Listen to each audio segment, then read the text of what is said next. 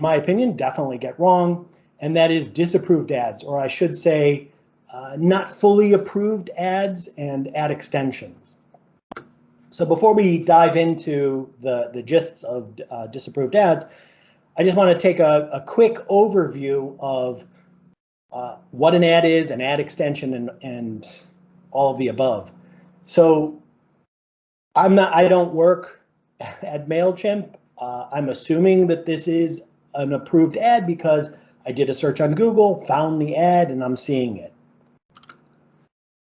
The thing in yellow that you're seeing right now is the ad part that everybody's pretty familiar with. The display URL, the headlines, the 2 description lines. This part in kind of turquoise is the callout extension. It's an ad extension, and there are a few of them mixed in there. And these 2 in red are the site link extensions. So there's 2 site links, 2 separate site links, and those are those 2 items. Now, ads and as well as ad extensions can have 7 various approval statuses, or 7 statuses. My focus today is going to be on anything that is disapproved or not fully approved. So not that first checkbox, everything below. Now, in Google Ads, there are more than 400 different policies out there. There's policies such as free desktop software, malicious software, unwanted software, and as I'm sure many of you are all familiar with, the dreaded third-party consumer technical support policy. The list keeps growing, and in my experience, disapprovals always are coming in waves. So you'll have some, you might not have any disapproved ads now, and then all of a sudden your ads get disapproved, or a campaigns ad or an ad group's ad all get disapproved. You can't really ignore disapproved ads because your ads aren't going to be running. And when your ads aren't going to be running, you're going to lose out on revenue. You're going to lose out on potential people coming to your site and finding what they want. It's a real problem. And it's even goes beyond that, where it's a level of trust that you have with Google, or Google has with you, which brings me on to my next point, which is just this past month, Google have announced some updates to their policy enforcement procedures for anybody who's doing a repeat violation. So they're going to start introducing a new strike-based system to enforce against advertisers who repeatedly violate all of these Google Ads policies. It's something that you absolutely cannot ignore and you need to fix. So how do you even tell if you have this problem? And in the past, Google wouldn't always tell you. But nowadays, sometimes you might get an email from them saying, hey, you have this disapproved ad. But they're only going to tell you about anything that is an actual disapproved ad. They're not going to tell you about anything that is approved limited. So that could potentially be a problem.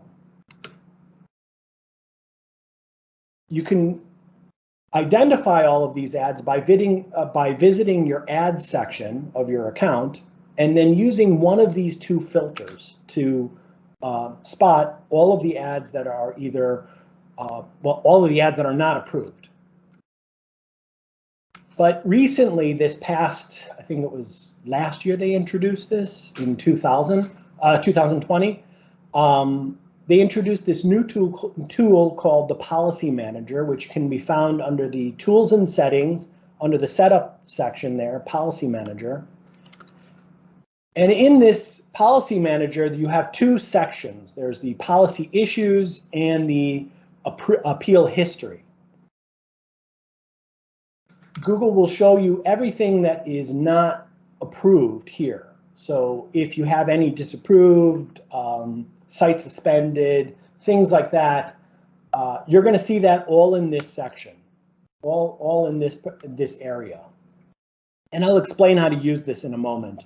It's pretty self-explanatory, but there are some nuances to it. So let's say you have a disapproved ad. What should you do in that case? What should your steps be? What should your process be? So before you try to get anything approved, remember there are over 400 policies, and you need to be very keyed up on those various policies. Not every single one, because not everyone applies to your business, but you need to be clued up on the policies that would impact your business. And don't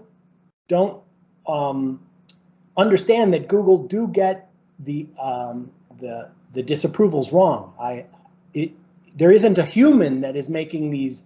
A lot of times there isn't a human that is making these decisions to disapprove a specific ad or not. So remember, it could be a bot that made this decision, and they got it wrong.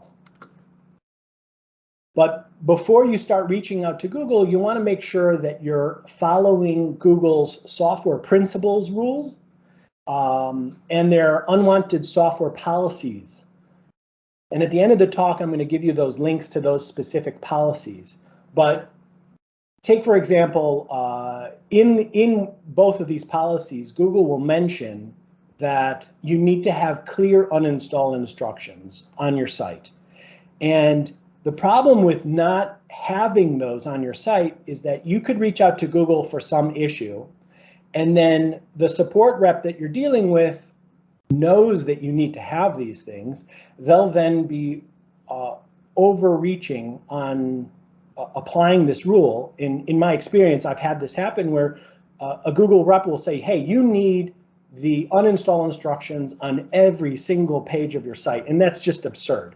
So it's best to deal with these things prior to having these issues.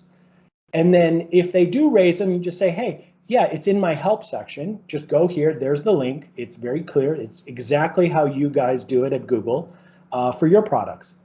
And that should work. Same thing with the EULA or the terms of service. You need to have those in your footer, on your pages, your privacy policy, things like that. You need to follow those things. So you definitely don't want to you don't want to chance it, even if you're getting away without having these items right now. Another item that you're going to definitely want to make sure that you're dealing with is the free desktop software issue. Maybe a lot of you guys have hit this problem where Google will, if you're offering any type of downloadable software to someone's computer, Google will say, you need to register as the authoritative online distribution source. And if you haven't already done that, it's a good idea to do it preemptively, because what can happen is it'll take a long time for Google to process that form. And in my experience, Google will shut down the ads and you're not receiving any clicks or conversions, and that could be a real problem. So it's better to deal with this right away instead of waiting for it to hit your account. And again, I'll at the end, you'll see this all in the notes that I'm going to provide at the very end of the talk. Now, dealing with these problems can really range from a very easy problem to deal with, it's simple, to difficult to even problematic. Let's say you have an easy, something that I would classify as an easy approach would be you've created an ad or a bunch of ads, and Google will kick back a message, hey, this is disapproved because the URLs are not working, the destination URL is not working. Instead of reaching out to Google and say, hey, you need to fix this, this is wrong, my site is up, it's better to just simply go back in, edit the ad, and then resubmit it, because every time you edit an ad, it goes through a reapproval process. So that would be quicker than talking to them. Now for the difficult issues, those can deal with difficult or even problematic. It can deal with numerous emails, phone calls, and even possible paperwork. But I'm gonna kind of give you like a framework of how to deal with these types of issues. So first, you'll want to go to the policy manager, and you have to do this. Like this is a vital step. You have to go to the policy manager and you have to do this step first.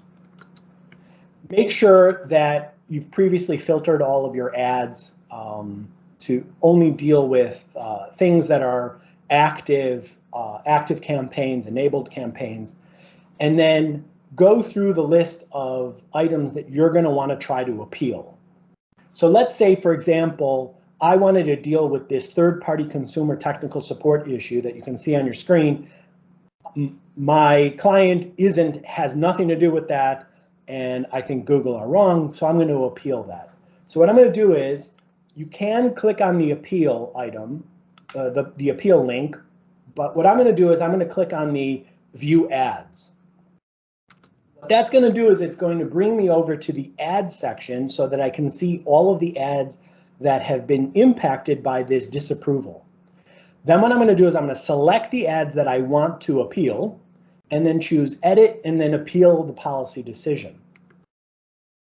What I'm going to then see is I'm going to see a pop-up that will then ask me, okay, how do I want to appeal this? If it's an issue that I went ahead and I actually made some changes to comply with the specific policy, I'll want to check that. I'll want to select that item. But in this particular case, I'm going to dispute it. So I'm going to select the dispute. And then the next part is like, what level do I want to appeal this? Now, in my experience, I have appealed at lower levels and then been told, no, you have to appeal at the highest level and you have to appeal at this consistently because it fails sometimes. This is going to fail at certain times and you're going to need to reach out to them. And Google won't deal with it if you have multiple cases where you've appealed at different levels. They want you to appeal at the highest level, and then you can then discuss it with them. So in my experience, I tend to always use all affected ads in the account. And what I do is I sit back and wait and see how Google respond to that. And this can take anywhere from a few days to a few hours even. Now, I personally, I wrote a script, a Google Ads script that works at the MCC level that will monitor all of my clients' accounts to see, do I have these disapprovals and what the status is of things. I'm going to share that script with you. If you understand JavaScript, you'll be able to modify it to your needs and to your account level.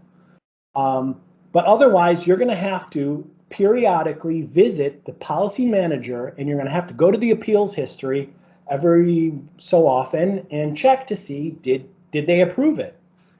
If you're successful, you're done. If you're not, you need to move on to the next step. Now, the next step is you're going to want to email Google. You definitely do not want to pick up the phone and call them. Now, why I do that is because I want to have a record of this interaction with them. And I'm going to give you a link to their specific form in the notes. You'll have that. But what I like to do is I will send a screenshot sampling of all of the disapproved ads that I have. So just a few of the ads, just a few of them. I'll put in a screenshot, and then I'll also put in a screenshot of how I used the policy manager, because this is very important. If you do not use the policy manager first and it fails, Google won't talk to you. They'll say, go ahead and use the policy manager to help to do this yourself. But if you've already done that, you can show them, you can demonstrate by a screenshot, hey, you used it and it didn't work.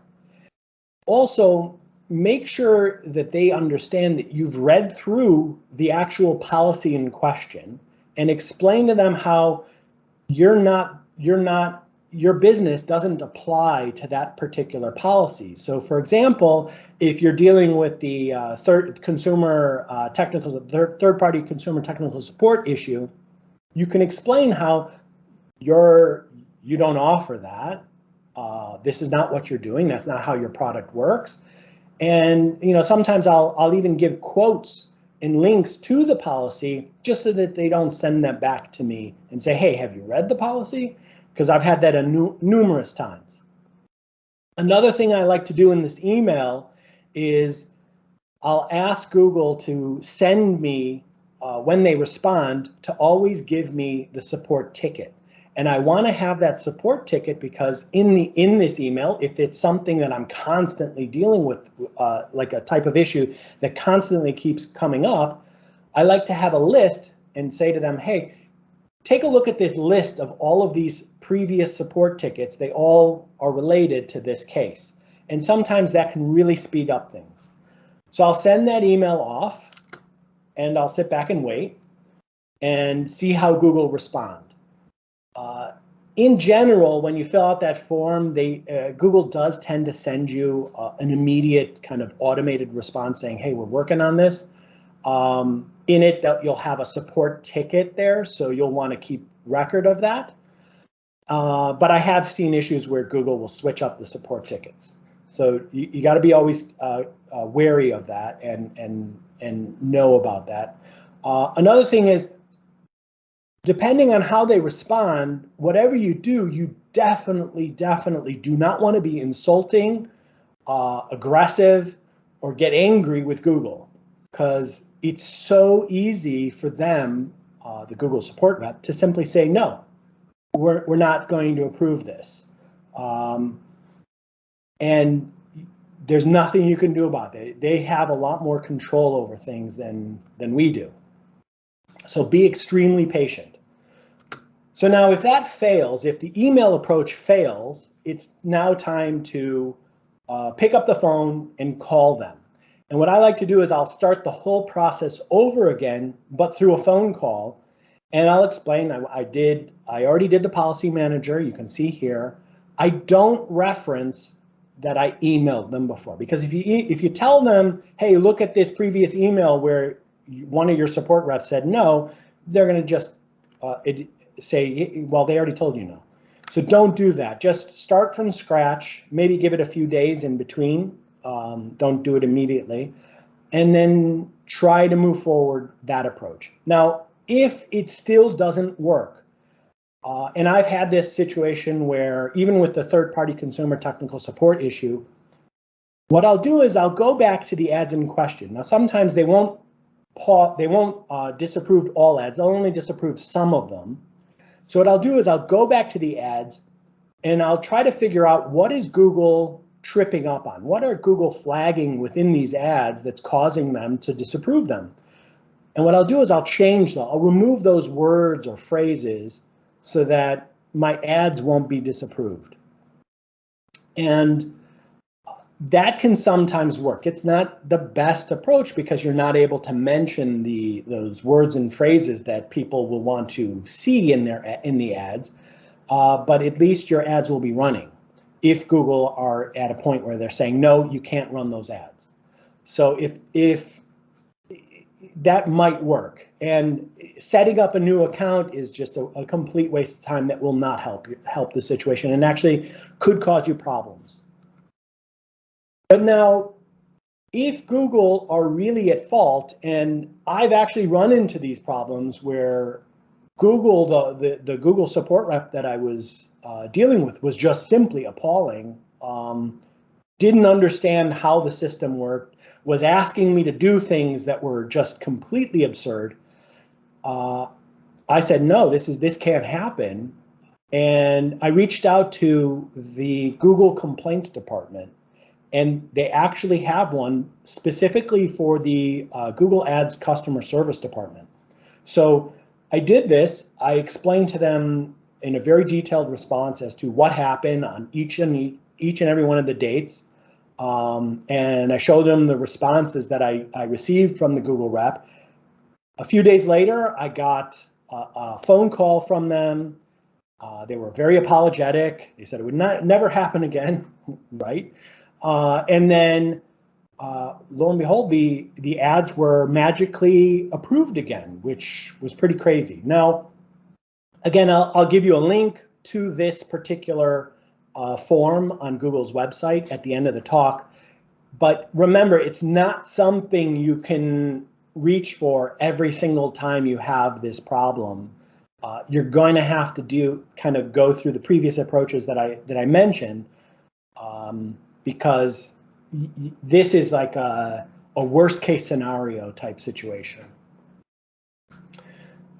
So on to the next item. So that was disapproved ads, and what we're going to talk about now, we're going to switch focus, and we're going to talk about keywords.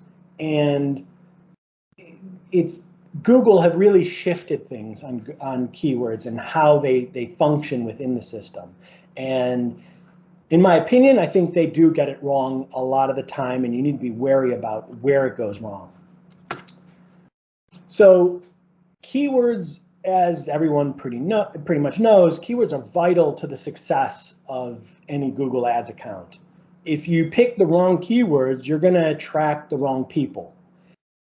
And those wrong people that are coming, they've clicked on your ad, and they're not going to be interested in whatever it is that you're offering. Worst of all, this is going to send a really bad signal back to Google that people aren't finding what they're looking for on your website. Now, it's true, Google do want to make money out of all of these clicks, but they really need people to find what they're looking for. And if Google are seeing that you're doing the opposite, Google are going to look at you as like you're being irrelevant, and they're going to start charging you a lot more money to do this. And so bad keywords are going to have you wasting a ton of money, and it's just going to keep costing you more and more in the end, and you'll get worse and worse performance. So now you might be already familiar with the various match types when it comes to keywords. There's the broad match, phrase match, exact match, as well as there's the negative match. And there once was a match type called broad match modifier, which was recently discontinued, and I'm going to explain the ramifications of that. But in general, match types are really important because they tell the system how closely your keyword should match that person's actual search query. So what they actually typed into Google to see your ad. So let's say you were bidding on the keyword lawn mowing service. Well, if you were using only broad match, your ad could potentially be triggered for lawn aeration prices. Now, you might not be offering lawn aeration services, so that could be very off target, but you can kind of get the sense of how Google made that connection. Now, what's important about broad match is, a long time ago, it was really bad. It was really broad. But nowadays, it's a lot better. But it's important to understand how broad match works. And what Google can do is they can take into account a user's recent search activity. So the previous searches that they did prior to this lawn mowing service could make that connection on the back end. The content of your landing page could also give a signal to Google as to what keywords to connect to that particular keyword that you're bidding on. And Google can also take into account all of the keywords that you have in your ad group. So if you have a whole bunch of keywords in an ad group that are all broad match, well, Google could look at that, and if they range from various keyword themes, Google could look at that and really stretch the idea of what your keywords are all about. So broad match needs to really be used with caution.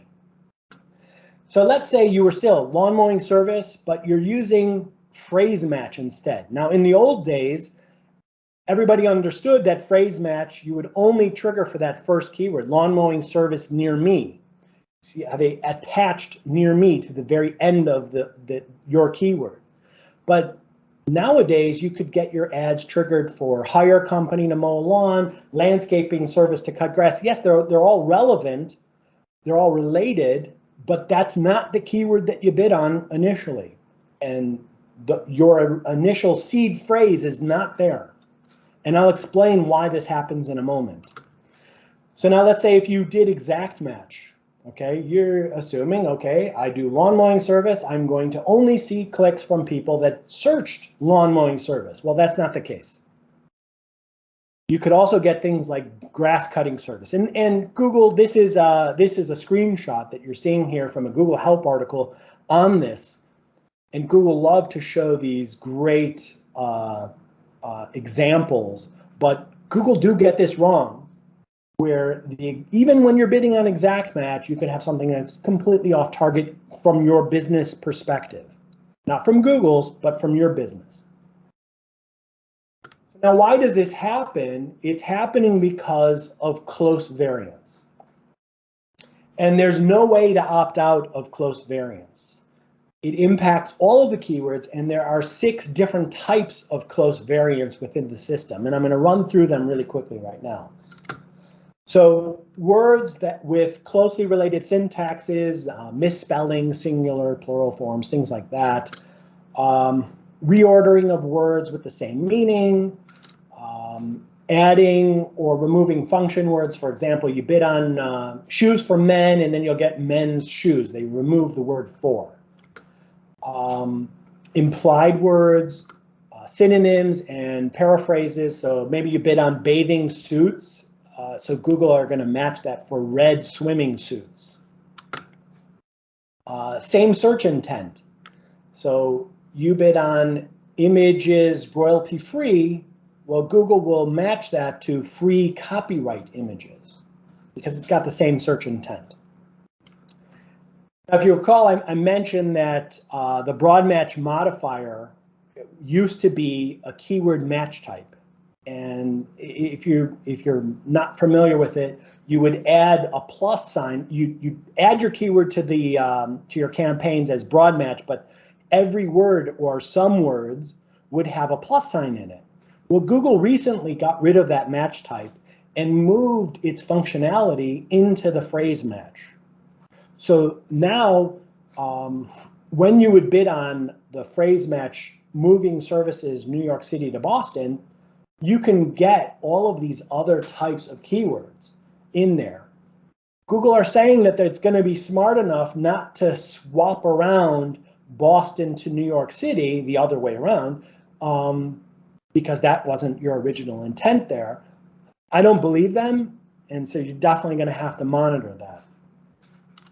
Now, all of these changes to the keywords and how they function is going to have a massive impact on your good campaign structure. So for example, let's say this is a hypothetical campaign. Let's say you're offering photo editing software and you had ad groups for photo manipulation, red eye removal, and photo sharing. Well, it's entirely possible that Google might start saying red eye removal, all of those keywords. You have a very specific landing page just for red eye removal. Well, they could start shoving the photo manipulation keywords into that ad group, even though you didn't want that to happen, and you could have a lot of overlap going on. Another thing is that Google are doing right now is that there's a real heavy push to do broad match. I don't know if you're familiar with Google's recommendation system, but they're constantly incentivizing, hey, you should add broad match because you're going to get a lot more targeted items that you might not have even thought of. And in the past, broad match was pretty garbage. It was very broad. But nowadays it's a lot better. And I think from a user's perspective, it's just right now it's great. Right now we're seeing good performance, but it's so easy to get a lot of accounts hooked over to broad match, and then later on Google will dial up the notch on broad match and you'll start getting a lot of really off-target stuff.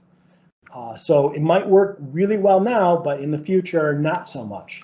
Definitely something to make sure you're aware of. So what can you do about all of what should you be doing with all of these various keyword changes? How can you navigate through this? Well, definitely you're going to want to start using the search terms report a lot more regularly than you might have. The search terms report is basically going to tell you all of the keywords that people actually used to see your ads. Not the keywords that you bid on, but how those keywords translated over to those search terms. You'll see this, all of that data. What I like to do is I'll look at a substantial amount of data. I'll even use these particular columns when I'm analyzing it, and I'll do it across at the account level. It really depends on the structure of the account, but I'll look at a large sampling of data. And there could be thousands and thousands of rows of data. What I'm looking for are things that are costing me a lot of money but not producing great results. And I'm also looking for items that are producing great results, but I might not be targeting them in any of my ad groups. So I'll set up a new ad group. So it's a dual purpose report. The problem with this report is that it can be massive and it can be very difficult to analyze so many search terms that can range anything from 1 word to 10 words. So it can be very difficult to analyze with so many rows. So what I do is I like to do an n-gram analysis. And it's basically where I will take a search term and I'll break it down into its component parts, and then I'll analyze those component parts against the original search terms data. So let's take, for example, this one search term, Windows 10 System Diagnostics Tool. You have, 5 words in there. So let's say I broke this down into n-grams. If I'm looking at a 1 gram, I would have everything. It would be Windows 10 System Diagnostic and Tools. And then 2 and 3 and 4. It's where you have 2 words consecutive. So Windows 10, 10 System, System Diagnostic, Diagnostic Tools. And then what I'll do is again, when you're looking at just one word, it's not very helpful because it's just one word.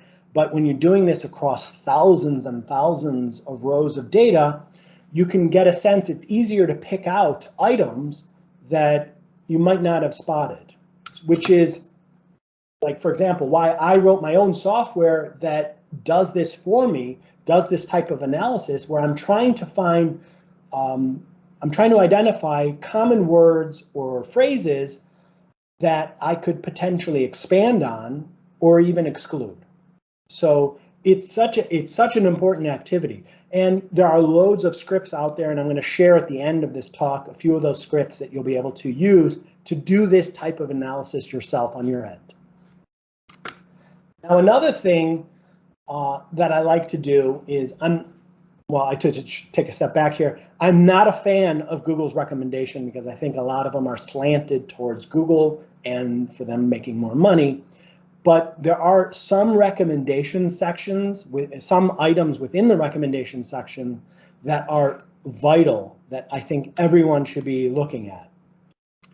And that is, for example, the add new keywords item. So if you are seeing this in your account and you maybe one day you looked at what Google is recommending for new keywords, and you might be thinking, yeah, these are so garbage, they're so off target. Don't ignore that. This is Google looking at your account, looking at all of the keywords that you have and saying, hey, we think you're about this.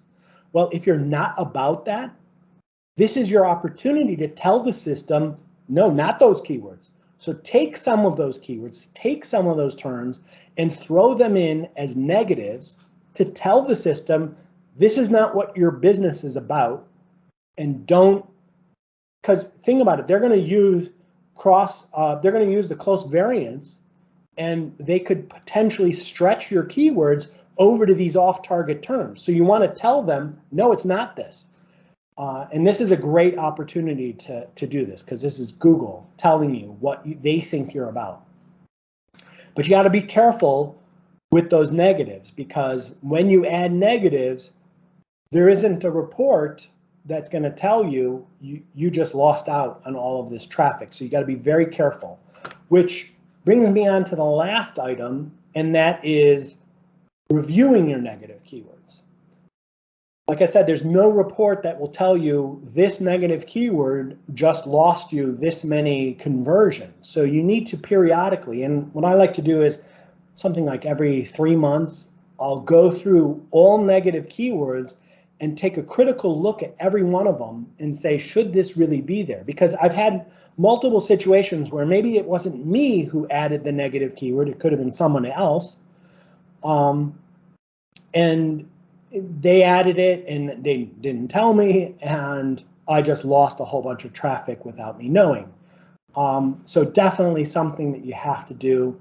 I do it across the entire account. Yeah, definitely something very important to do. And that's it. Thank you very much. You can use this bit.ly link at right here on the screen, and you can use my email address if you have any questions. Or if you have questions now, by all means, let me know. Bogdan? Yeah, so are there any questions from the audience before I start asking some questions? I encourage everyone to ask questions. Your own question is probably something that everybody else is thinking too.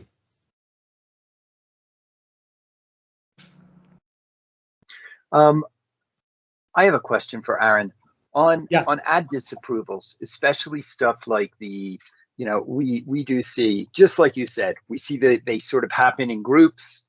Do you think it's more related to the text in the ad or the text on the lander that might be triggering these things, or is it just a combination of both? I think it's a combination. I think it's definitely a combination, but it's also, sometimes I see it as an agenda that they want to have.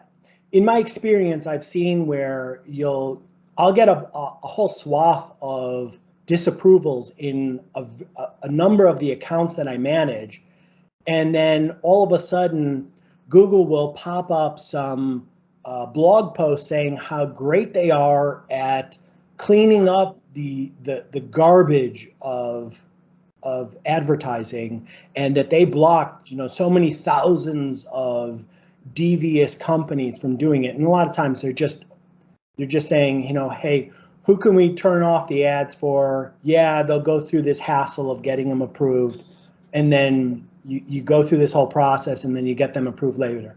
A lot of times it's just like a media thing, it seems. To me, that's how it seems.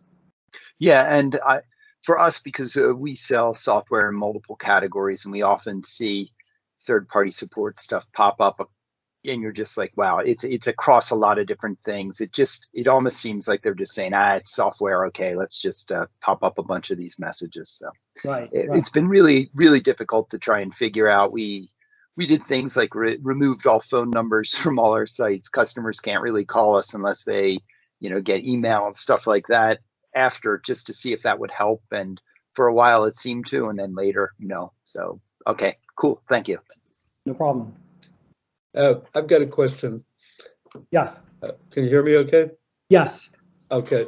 So supposing you have an ad that has no violations in it in and of itself, but it links to a page which is just stuck with keywords and no information, one of those like low value pages.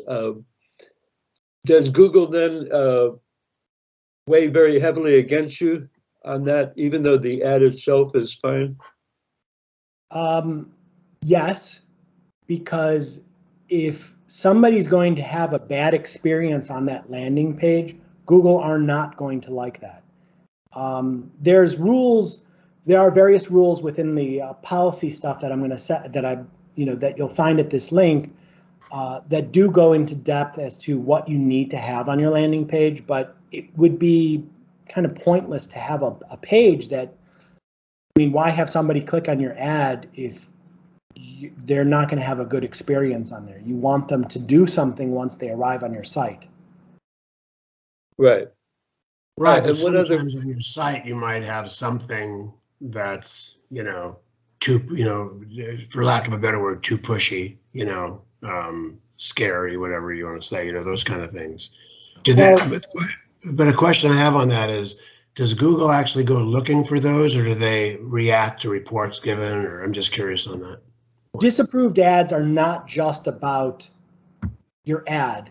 They're also about the landing page as well. So if you're going to have something that's on the landing page that isn't okay or is against their policies, like for example, you can't start having ads that are about email software and then people get to your website and you're selling guns. Google will stamp down on that. Got it. Thanks. So Aaron, I was most interested in some of the scripts you were referring to kind of drive some efficiency and finding opportunities or knocking out things that shouldn't, that aren't driving revenue. Are those your scripts? Are they generally available? Is this something that you will be sharing? Yes, I was hoping to get a little bit more detail, and I felt like I was really interested in that part, but I was hoping to see more.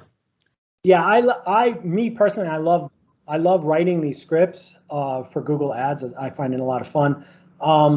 The bit.ly link will have a link to the script that I wrote for monitoring my clients' ads accounts for disapproved ads. If you have a single account, you'll need to modify the script. Again, if you know JavaScript, it's going to be pretty self-explanatory. Sure. So that it's at the account level. My scripts are at the MCC level, so I deal with a lot of accounts, and it has the ability to go through each account and do the exact same thing. But it should be, they're not big, and if you know what you're doing with scripts, it's pretty straightforward. But yeah, you'll go into your account, look for all of your campaigns that are active, ad groups that are active, and then look for any ads that are not set to approve. And if they aren't, it'll notify you, it'll give you kind of a concise email as to what you have there. It's not 100% bug proof. I mean, I'm sure there's probably some bug situations in there, but it's pretty straightforward to fix if you run into any problems. Got it. And that's going to be in the script deck about engrams. Yeah, engrams just sounded else. really neat too. Yeah. Yeah, that's somebody else who wrote that script, but there's a whole blog post and an explanation on how to use it. I'd love to share the software that I wrote, but again, it's something that's very, it's not for kind of public use at this stage. Fair enough. No, I understand that. It's part of the work you do, I would imagine. Yeah, no, yes, but it's just it's not 100%, and I wouldn't feel comfortable. There's a lot of issues with it. Okay, now that I'm just seeing a question in the chat. So I'd like to see how you can do an n-gram analysis. Is it possible to do inside a Google Sheets only? Is it a combination of text columns, pivot table? Yeah, so can you please share the link? Yeah, so the script that I'm sharing in my notes, what that will do is it'll go into your account that you set it for. You have to follow the instructions of the script, and it will generate a Google Sheet for you.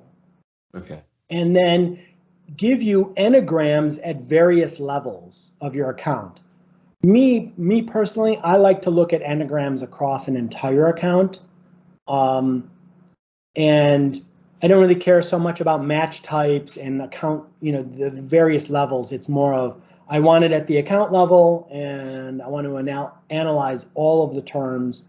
And then I also want to be able to filter and do things like that. This script is more of, you see it once you use it. It's pretty straightforward. It does take some time to process because it's going through all of the, it can be very process intensive because of what it's doing and how it does it. Sure. Yeah, I would imagine the bigger your account, the more groups you have, the longer it takes. Yeah, definitely. You definitely don't want to do a huge date range. You'll want to try it out on a very small amount of data, and then see how it works, see the result, see with the data that you get. And then me personally, I wouldn't really analyze a small sampling of data simply because you can't really learn enough from that, and you might see that, hey, these words, they didn't produce any conversions this week. Well, the previous week they produced a ton. So that's something to consider as well. And Aaron, you focus on search, right? Not display. I do. I deal with everything: YouTube, app campaigns, all of it. Okay. From a Google Ads perspective. Because I would imagine there's different tools for display ads, right? With smart ads and. Well, smart ads is a whole different beast in itself. But display, you're not dealing with keywords. You're dealing with more audiences, and you're dealing with various websites. So you might display, in my experience lately, has really shifted. And again, that could have been a whole nother thing that we could have discussed today. It's just that display is a completely different beast. Obviously, you never want to mix display with search, even though Google will try to push you to do that. Don't do that. Display is completely different and should be managed on its own with its own ads and so on. I see another webinar in the future. Yeah. Well, smart ads are. I'm actually truly interested in smart ads. If you've got some stuff around that too, because that's kind of it's a hybrid, right? You tend to use search, some search components to it too, and. Well, it depends on what you mean by smart ads. Are you talking about dynamic, the dynamic ads that they create based on the content of your website? Yes. Yes. Okay. So what I'll do with that is, this is an interesting approach. I'll set up a separate campaign just for those types of ads. And then, again, it'll depend on the client. It'll depend on who their website and how they've structured it. But if they have just so much content on their site that it's very difficult to do keyword research effectively, I'll let Google loose on that in its own controlled, confined campaign. And then what I'll periodically do is I'll run through that through using the search terms data and ripping out items that are really good and adding them as ad groups within the main campaign that I'm focused on. Interesting. So I use it in a way for, in a sense, like an automated keyword research tool. Yeah, I hadn't thought about that at all. That's pretty interesting. But anybody else that's doing active campaign management on the call that has any questions they want to throw at Aaron? Give it once, give it twice. Sold American. We've got Aaron, some on the call. Aaron, that was really a great webinar. Most everybody was here all the way to the end, and really interesting and important information. You deep dove, and we got a lot of inside data here. It was really great, and I really appreciate it. I want to thank you, and I want to thank all you guys for showing up and sticking with us through this. And look for our next webinar. We'll be announcing it soon enough, and it'll be at the end of August. And we're really looking forward to seeing you guys again. And again, thank you, and have a great week and a great month. Just for those of you that are still on the call, we will send out a link with the recording once we've got that processed and available. It'll be most likely placed on the original announcement page on our website. We'll provide all those links via email within a week or so. In the meantime, if you do have questions, that are more immediate based on what you heard today, you see Aaron's email. You can reach out to him directly, or you can go reach out to Lou, and we'll help get you set up, whatever you need.